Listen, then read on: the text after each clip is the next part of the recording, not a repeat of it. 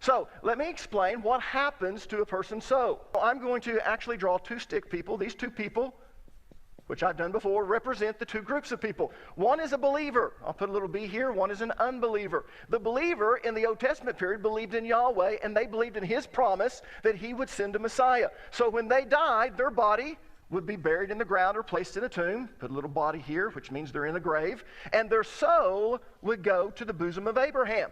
When the unbeliever died, his body would go in the ground also. So we'll put this person here. That symbolizes the grave. And his soul would go to the place of torment.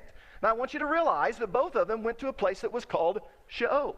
One was paradise. It was a place of comfort referred to as the bosom of Abraham. The other was a place of torment.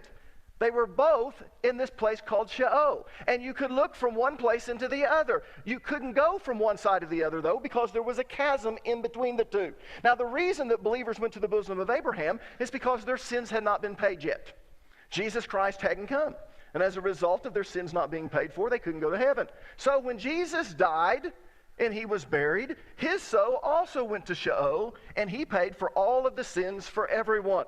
He was there for 3 days and 3 nights. And when everyone's sin was paid for, God legally raised him from the dead, according to Leviticus chapter 18, verse number 5. And so the scriptures tell us that he was able to come over here, take all of the souls in the bosom of Abraham up to heaven with him.